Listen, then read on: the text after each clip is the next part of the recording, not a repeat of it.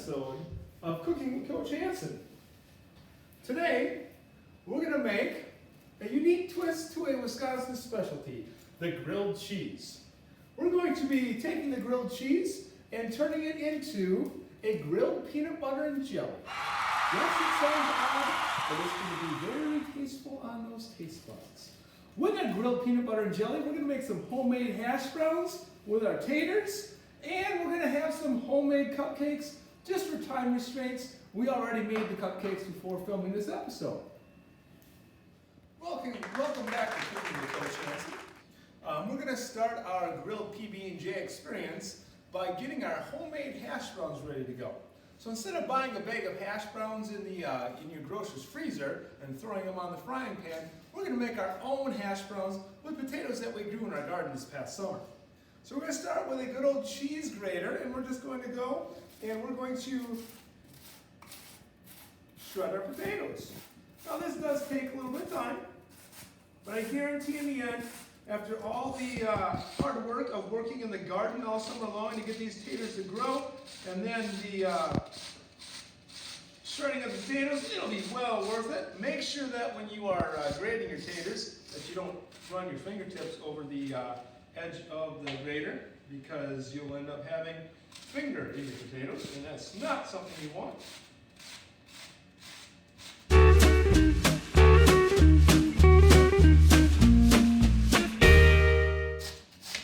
I'm going to turn it over to my well-paid assistant, and I'm going to start preparing the frying pan.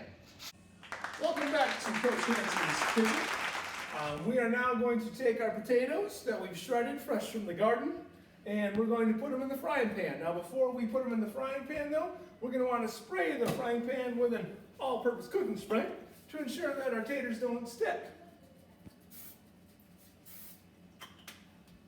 We're then going to turn our heat onto a medium. We got to make sure we turn on the right burner. Turn our heat onto a medium. We're going to grab the potatoes.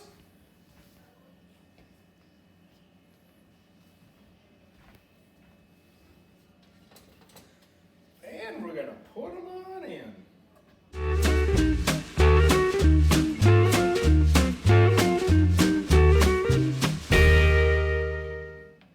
Once we get our potatoes in, we're going to put some extra virgin olive oil over the top of them to give them a little flavor and a little sizzle.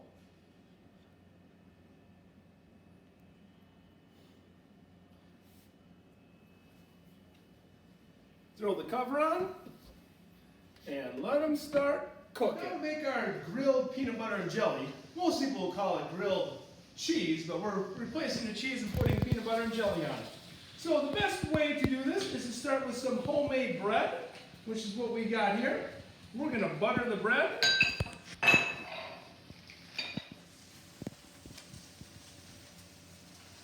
Now you may be wondering how we're going to build all these at one time, because you got butter on one side of the bread. Well, there's a trick to doing this, and that trick involves stacking them with the butters together. So we got one that's ready to go. We want to evenly spread the butter on our homemade bread, so that way we can make sure that we get a nice golden crispy brown. We're going to put them together, butter on butter, so they stack. Then we're going to add our peanut butter to it. Now you can use any kind of peanut butter that you want. As you see here, we have some creamy Jif, and we also have some extra crunchy. I'm a big fan of the extra crunchy. We're going to put some peanut butter on here. Now you can change how much peanut butter you want. If you're an ooey gooey peanut butter lover, put lots of peanut butter on it. If you just like a little taste of the peanut butter, just put a little on it. We're also going to add then our homemade jam, or homemade jelly. Now this is a long-lost family recipe, just made 2 days ago. We're going to add the jelly with another utensil, so that way we keep the peanut butter out of it. This is strawberry blueberry jam that we got here. So we're going to add some strawberry blueberry jam to it, and we're going to spread it on out. We got one that is ready to go.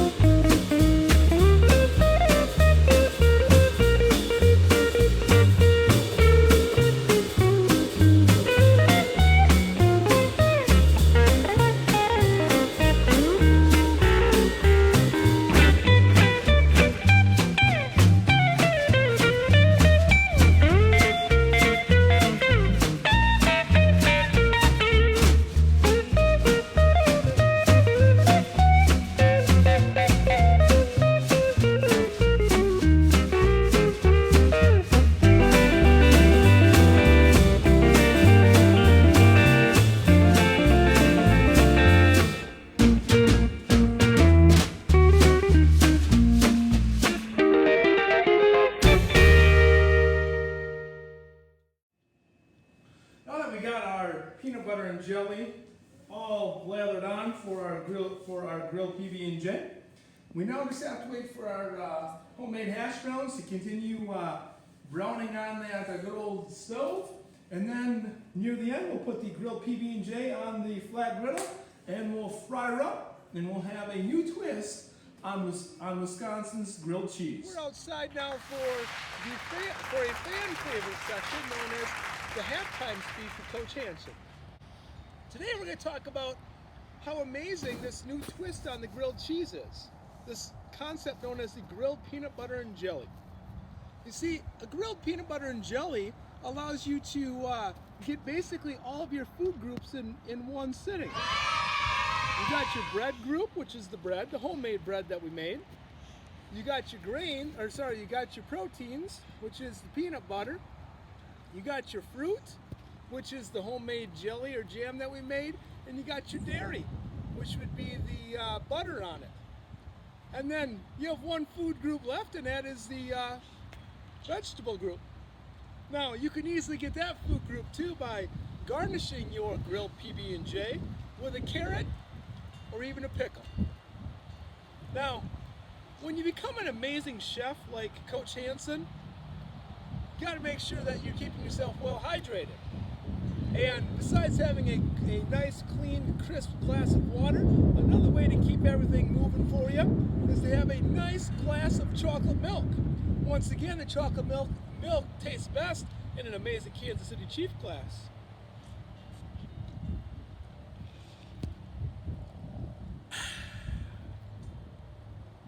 Welcome back to Coach Hansen's Kitchen. Our grill is almost ready to go. It's time to start frying up our grilled PB&J. Now, just a little tip for you. You can check your griddle by putting a little water on your fingers and putting it on the griddle and seeing if it sizzles. If it sizzles, it's ready to go. Now, if you're cooking for only yourself to eat, you could also spit on it too, but when you're cooking for others, you can't spit on it yourself. So our griddle is ready to go. We're going to take our grilled PB&J and we're going to throw it on our bread. And we're going to put it on. Uh-oh, we're having a little problem. It's a little stuck. So we're going to throw it on. Make sure you put the peanut butter and jelly side in the middle. We don't want to put that on the frying pan because that's going to cause major problems.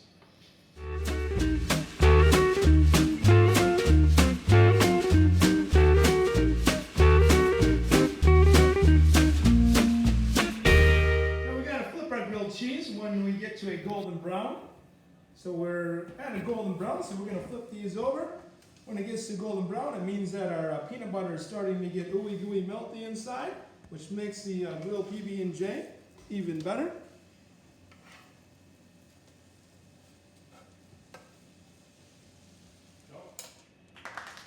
Welcome back to our grilled PB&J. It looks like we're ready to go, so we are now going to pull them off the skillet, checking them one time here, flipping them over, making sure they got a nice crispy golden brown to them.